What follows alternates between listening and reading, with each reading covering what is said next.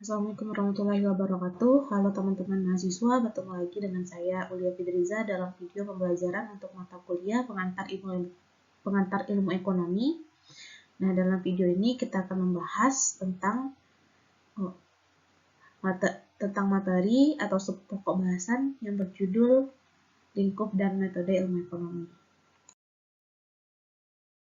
Baiklah, kita langsung mulai saja pembelajaran kali ini pada bagian berikut. Nah, pada bagian ini kita akan lebih mengenal bagaimana lingkup dan metode ilmu ekonomi tersebut. Di mana seperti yang kita ketahui, ilmu ekonomi merupakan studi tentang bagaimana seseorang dan masyarakat membeli cara pemanfaatan langkahnya sumber daya alam atau sumber daya yang ada di dunia. Sedangkan sumber daya alam tersebut telah diwarisi oleh generasi-generasi sebelumnya. Nah, pada bagian ini kita akan mengetahui berapa pentingnya kita belajar ilmu ekonomi tersebut. Nah, di sini ada 3 konsep yang paling mendasar dalam kita mempelajari sebuah ilmu ekonomi itu. Yang pertama itu adalah biaya peluang, di mana biaya peluang itu adalah biaya penuh dalam melakukan suatu proses pengambilan keputusan.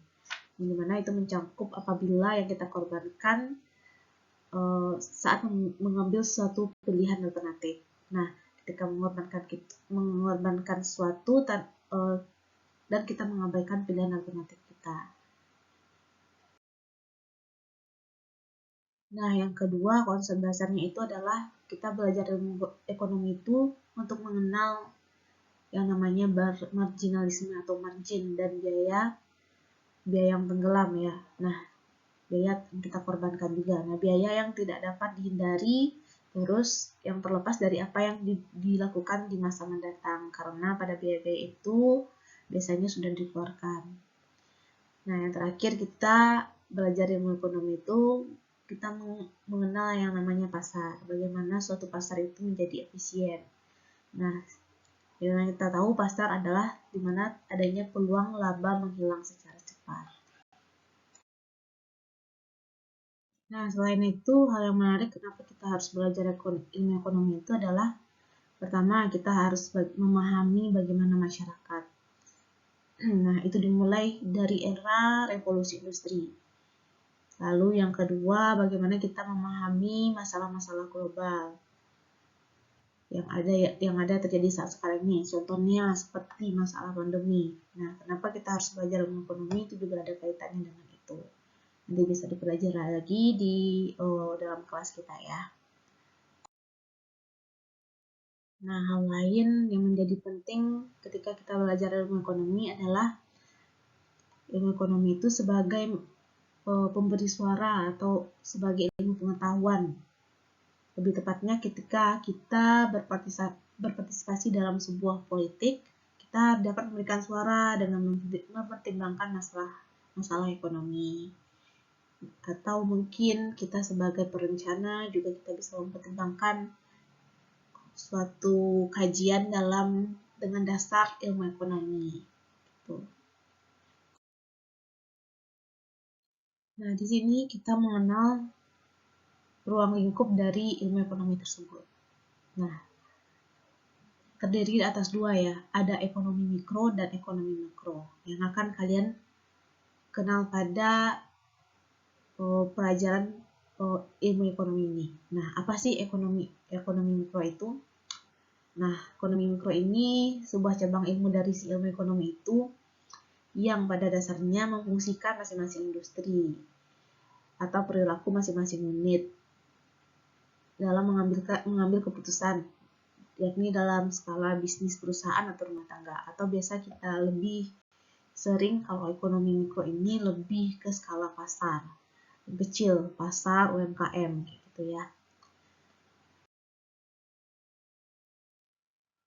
Nah, sedangkan kalau ekonomi makro itu adalah cabang ilmu ekonomi yang mempelajari perilaku ekonomi ini secara agregat atau secara lebih luasnya.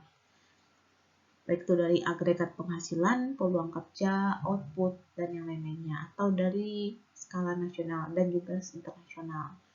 Nah, itu ya bedanya. Kalau mikro itu ruang lingkupnya lebih kecil, itu adalah dalam skala pasar dan UMKM, sedangkan ekonomi makro itu dalam skala yang agregat yang lebih luas.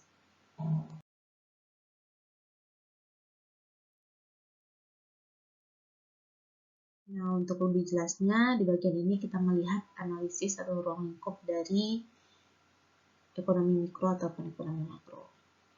Nah, seperti yang kita tahu, ekonomi mikro itu lingkupnya masih sempit ya, masih terbatas. Dimana kita hanya berputar antara teori harga, permintaan, penawaran, dan itu dalam pasar. Terus kita berbicara tentang teori produksi, biaya produksi, laba, maksimum perusahaan, ini dalam skala perusahaan, teori distribusi pendapatan, dan tingkat upah. Nah, sedangkan kalau di ekonomi makro kita bicaranya secara agregat atau secara luas. Dimana kita di sini lebih menekankan bagaimana pembahasan tentang inflasi atau kenaikan harga secara umum dan terus-menerus. Dalam jangka panjang ataupun jangka pendek juga kita bahas. Lalu masalah pengangguran, ada ekspor impor, pinjaman luar negeri dan juga investasi.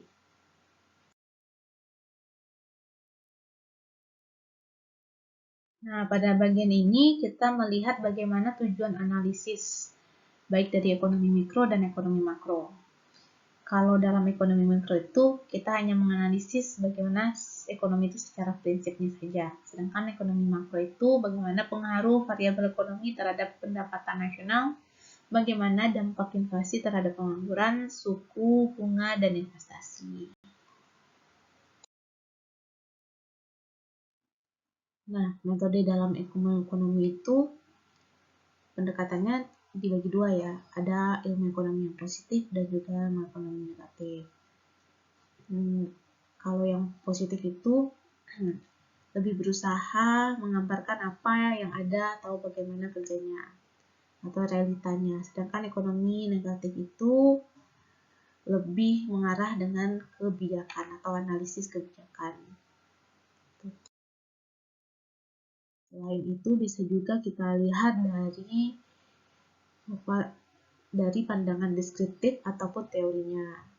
Dimana deskriptif itu adalah gabungan data yang menggambarkan fenomena dan fakta, sedangkan dari teorinya itu adalah suatu pernyataan atau rangkaian pernyataan terkait dengan mengenai sebab akibat atau aksi dan reaksi. Nah, dalam metode ilmu ekonomi kita juga mengenal yang namanya ada teori dan model. Nah, model itu seperti apa sih? Kayak pernyataan formal dari sebuah teori yang ada. Nah, kita bisa melihat pernyataan itu dalam bentuk hubungan antara satu atau dua variabel. Begitu.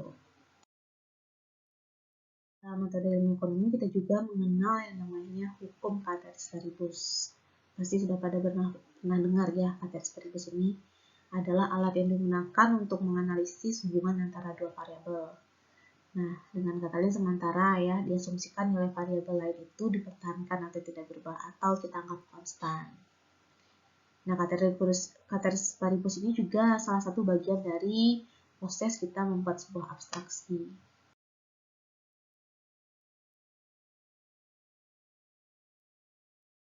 Nah, dalam merumuskan teori ataupun model, kita harus memperhatikan dua variabel ini, maksudnya dua perangkap ini ya, supaya tidak terjadi kesalahpahaman. Pertama ada post hoc atau salah kaprah, dan kedua komposisi yang juga salah kaprah. Bagian ini kita mengenal apa sih yang dimaksud dengan post hoc yang salah kaprah itu. Misalnya itu adalah kita bisa artikan sebuah kesalahan lazim yang dibuat saat kita berpikir tentang masalah sebab akibat. Nah, itu ya, lebih jelasnya nanti kita akan pelajari dalam kelas. Sedangkan kalau komposisi yang salah kaprah itu merupakan sebuah penarikan kesimpulan. Nah, ketika bahwa apa yang benar untuk sebagian orang itu belum tentu benar untuk sebagian atau keseluruhan orang. Nah, untuk menguji teori dan model dari metode ilmu ekonomi itu kita bisa menggunakan pendekatan ekonomi empiris, di mana dari waktu ke waktu teori ekonomi itu biasanya juga berkonfrontasi dengan data-data yang baru dan bertentangan dengan teori-teori sebelumnya. Nah, kumpulan dan penggunaan data untuk menguji teori ekonomi itu disebut ilmu ekonomi empiris. Lalu dalam metode ilmu ekonomi kita juga bisa melihat outcome dari kriteria-kriteria tersebut. Nah, dibagi ada 4 ya. Ini pertama itu ada kita lihat dari efisiensinya, di mana dalam ilmu ekonomi biasa disebut dengan efisiensi alokatif. Kriteria outcome yang kedua adalah berupa keadilan. Lalu ada yang ketiga itu adalah berupa pertumbuhan. Bagaimana pertumbuhan ekonomi, peningkatan atau dalam kata lain peningkatan dari output perekonomian tersebut. Nah, kriteria terakhir yang bisa kita nilai adalah dari segi stabilitas, di mana itu adalah merupakan kondisi di mana output itu stabil atau mantap tumbuh dengan asumsi inflasi yang rendah dan pemanfaatan yang penuh atas dari semua sumber daya alam yang ada, sumber daya manusia dan juga sumber daya alam yang ada. Nah, bagian ini kita mempelajari bagaimana masalah ekonomi dan kebijakan dan cara mengatasinya. Di sini terdapat beberapa masalah ekonomi yang pada umumnya pernah terjadi ya, dan cara mengatasinya.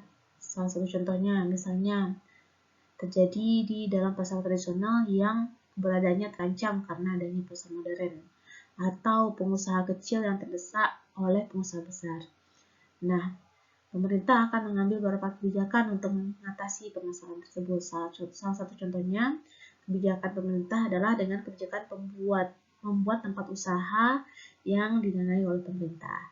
Dan banyak lagi masalah ekonomi dan cara mengatasinya yang akan kita bahas nanti di dalam kelas. Lalu di bagian ini, kita akan mengenal istilah penetapan harga dan operasi pasar.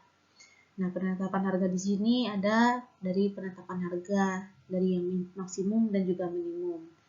Nah, untuk penetapan harga maksimum itu tujuannya biasanya untuk melindungi konsumen agar membeli barang dengan harga yang tidak terlalu mahal. Sedangkan penetapan harga minimum itu biasanya tujuannya melindungi produsen agar mereka menjual barang tidak terlalu murah. Nah, operasi pasar itu adalah merupakan operasi pasar yang biasanya dilakukan oleh pemerintah. Mereka biasanya melakukan survei langsung pasar untuk melihat apakah ada masalah dalam sistem harga di pasar. Pada bagian sebelumnya, kita melihat beberapa masalah ekonomi dari segi ekonomi mikro. Nah, pada bagian ini, kita melihat beberapa masalah ekonomi yang pernah timbul dari segi ekonomi makro dan beberapa kebijakan pemerintah yang dilakukan untuk mengatasinya. Salah satu contohnya di sini adalah kemiskinan. Nah, pemerintah pernah melakukan kebijakan dalam mengatasi kemiskinan itu dengan menggunakan dana bantuan tunai langsung (BLT), ada pinjaman ringan, dan juga subsidi. Nah, masalah-masalah ekonomi lainnya dalam segi makro dan kebijakan pemerintah akan kita bahas dalam kelas kita.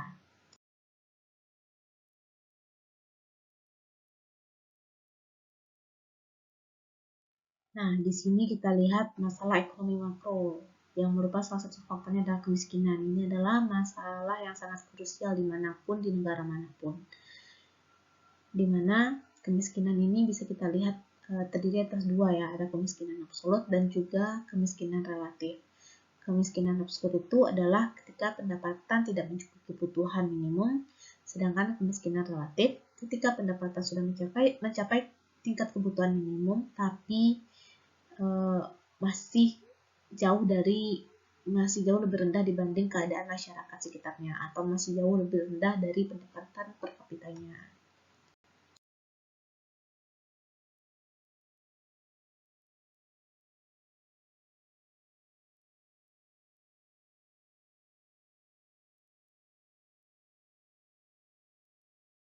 Nah, beberapa masalah ekonomi makro yang lain adalah keterbelakangan atau ketertinggalan.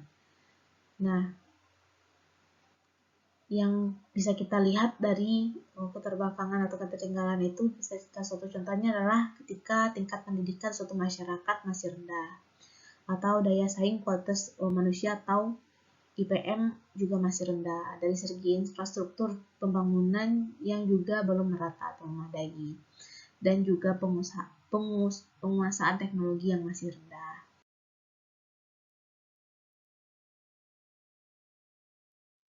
Nah, masalah ekonomi makro yang satu ini atau pengangguran ini juga adalah masalah yang sangat krusial ya, dimanapun itu.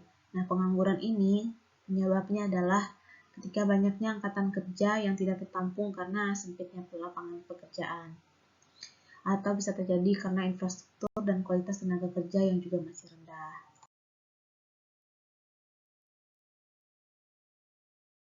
Berikutnya, masalah ekonomi makro yaitu adalah kekurangan modal. Hal ini biasanya disebabkan oleh rendahnya investasi masyarakat, rendahnya pendapatan, memang dari modal yang sangat minim atau kurang, dan rendahnya tabungan dari masyarakat. Nah, kekurangan modal ini nanti juga akan berdampak kepada efek kemiskinan, seperti itu.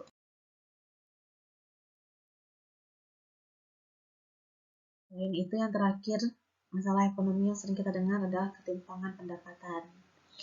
Nah, hal ini biasanya bisa kita nilai dengan Gini koefisien ya. Nah, ketimpangan pendapatan itu disebabkan biasanya karena ada pertambahan penduduk yang tinggi atau kepadatan penduduk yang terlalu padat, inflasi yang tidak diikuti dengan kenaikan produksi barang, investasi yang rata-ratanya banyak untuk proyek yang padat modal, dan hancurnya industri kerajinan rakyat atau yang kita kenal adalah hancurnya UMKM. Nah, kira-kira begitu. Nah, baiklah, cukup sekian dulu video pembelajaran kali ini. Untuk pendalaman materi lebih lanjut akan kita bahas pada kelas selanjutnya. Terima kasih dan salam bela negara.